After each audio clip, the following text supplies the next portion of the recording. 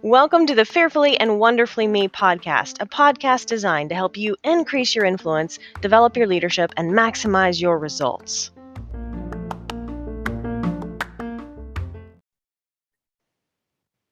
Hello, everyone. Welcome to today's podcast on the leadership myth.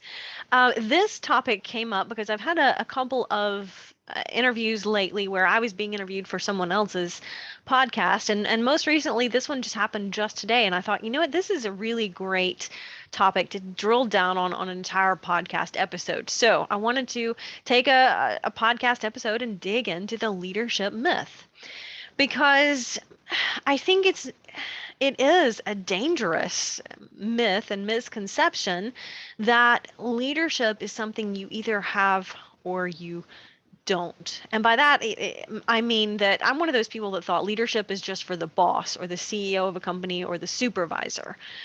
Right. And it's Warren Bennis. I want to share a quote with you from Warren Bennis. He says, the most dangerous leadership myth is that leaders are born, that there is a genetic factor to leadership.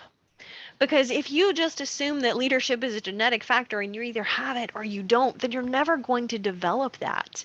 And in truth, leadership is influence, right? John Maxwell said leadership is influence, nothing more, nothing less. And so it's so important for us to realize that if we don't feel like we are just naturally gifted in leadership, it's absolutely something that we can develop.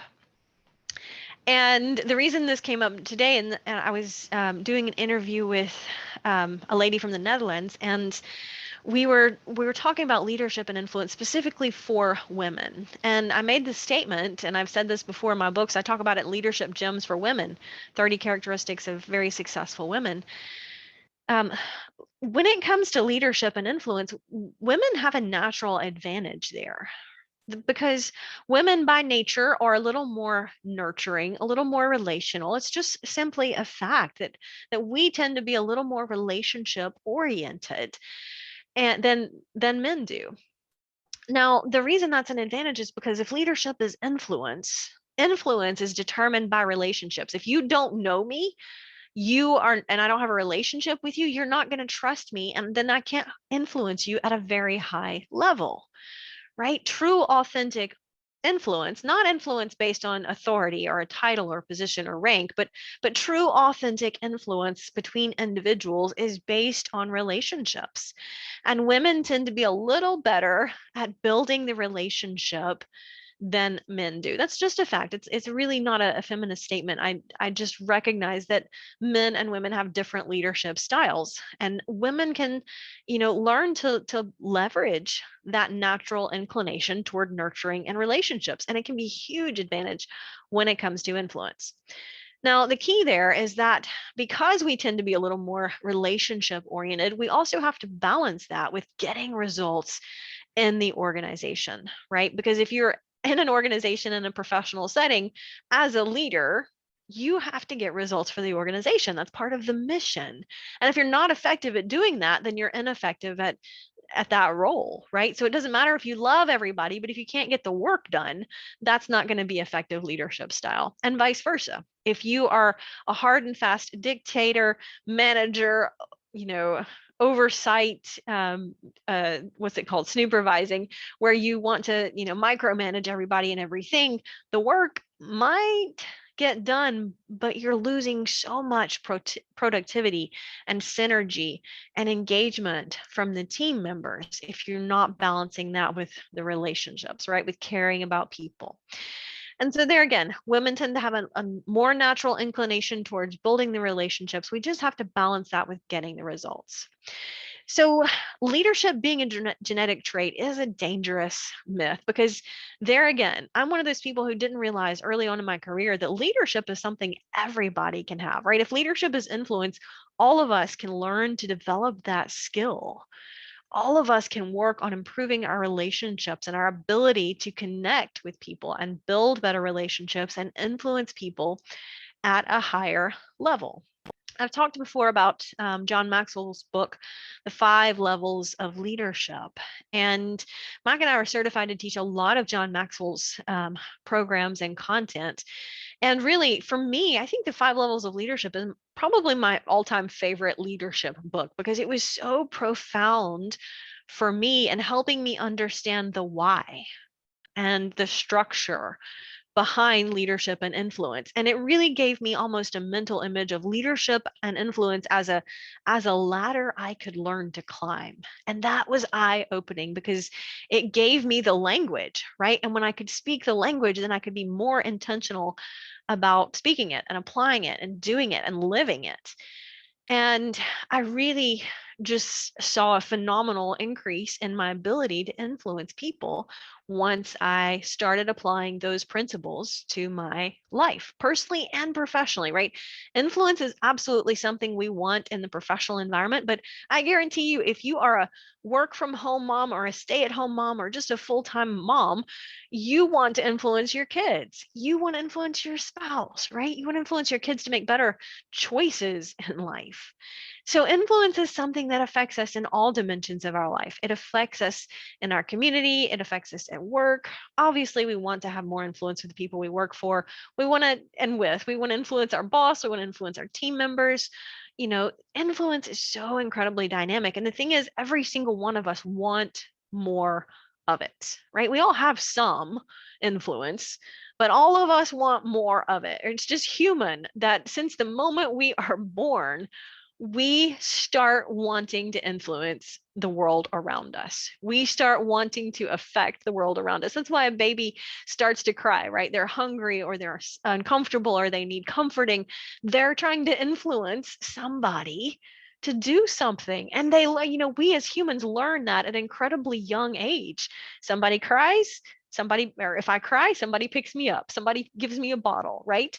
And so we learn that response is directly linked with an action. And so we realize intuitively we can influence the world around us, and this can this can be an incredibly valuable skill as we get older when used appropriately, when used effectively.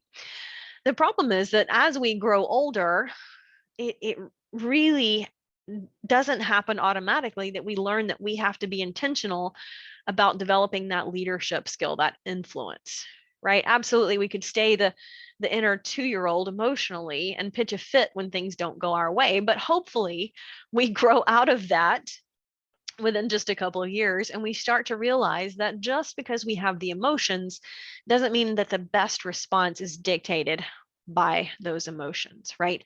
We have emotions as humans, but pitching a fit just because we feel upset about something doesn't help us resolve it unless we are 2 years old. And it might not help us resolve it when we're 2 years old, but when we're 2 years old, that's all we know is how to respond based on the emotion. We don't have the thought process developed to say, oh man, I feel like throwing a temper tantrum when things don't go my way.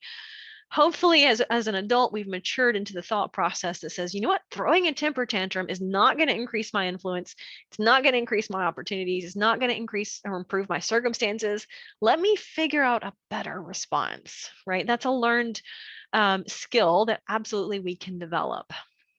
So back to that leadership myth, I think it's important to remember that, because absolutely there are people who are maybe naturally a little more inclined toward connecting with people, and that's again, that's an asset when it comes to influence. I always said Mac is just a very gifted, naturally influencer. He just has a knack with connecting with people, and I've learned an incredible amount from watching that. And for many years I thought, well, I'm not that way, so therefore I can't be really great at influence. But, like anything, when we work to develop a skill, we can get better at it. And so on the podcast interview I was doing today, I talked about how after I left home, and, coming out of an abusive situation and very under socialized, I guess, right? we didn't go to school, we didn't go to church. I didn't have a lot of social experiences or opportunities growing up. And so it's not really that I was introverted. I just really didn't know how to communicate with people. I didn't really know how to connect with people. And that held me back personally and professionally, right? I started my first job waiting tables and I didn't know how to greet my customers. And let me tell you, you don't make very good tips if you're not really good at just interacting with customers and making them feel welcome. So it's something I had to learn pretty quickly.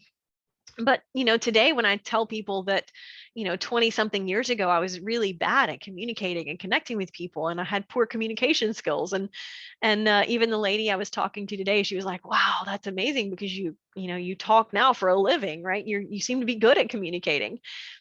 And I just, to me, I just say that that shows that any one of us have potential to develop and change. And that's a transformation, right? You're seeing me now after 20 plus years of work and development on myself. And I'm glad that I've been able to improve on that, to the point that most people have a hard time conceiving of a me who is very quiet, and there again, not necessarily introverted, just not sure how to interact at large with the world around her. And you know there again, it's just an example, right? I'm living proof of someone who's applied these principles to my life, to my circumstances, and I've gotten results. And that's why I get excited about talking about them, because they work, right? I'm not excited about leadership and influence because I read about it in a book. I'm excited about it because I read it in a book and I did something with it, and I've gotten the results. I've seen some of the benefits that can come from that. And that's powerful. Mac and I use the example that leadership principles are much like gravity. Even if you don't know what gravity is, you don't believe in gravity, you would tell me that there's no such thing as gravity. But if you walk off of the roof of this building or this house, you would be subject to gravity, right? Gravity is a principle. You would fall, gravity would apply. And leadership principles are the exact same way. Even if we don't know about them or don't believe in them, they still apply. And our effectiveness in life becomes much greater when we start to learn to work with the leadership principles instead of against them, right? And that's why I'm so intentional about reading and learning and growing, because I know how much I don't know about interacting with people, because people are so dynamic, right? Leadership is so dynamic because leadership and influence does come down to interacting with people. And there's so much that we can learn about that. I think it's limitless, right? We're never going to learn it all.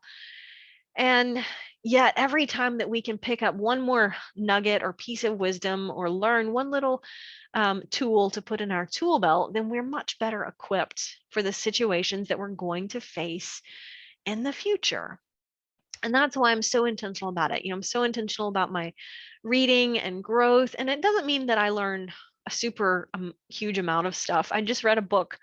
I just finished a book called 100 Ways to Beat the Blues. And it was just this little book put together by Tanya Tucker. And it was like 100 different little tiny lessons from different people, some of them famous, some of them not, on how to overcome, kind of that just that sad mindset, or the blues as we call them. And she was kind of putting a country music twist on it a little bit. So it was kind of cute. So I didn't get a lot of wisdom out of that book, but what I did get was some cool stories from some, singers, and, learning from Loretta Lynn. And she talked about a little bit about her story growing up. And it's interesting when we read the stories of people like that who've gone on to be very successful, right? So anyway, all that to say, it wasn't necessarily a leadership book, but I learned something, right? I got some nuggets and some insight, and learned a little bit about some different people. So if we read, or maybe you're not a big reader, maybe you're an audiobook person, that's okay. Maybe you're a podcast person, that's okay too.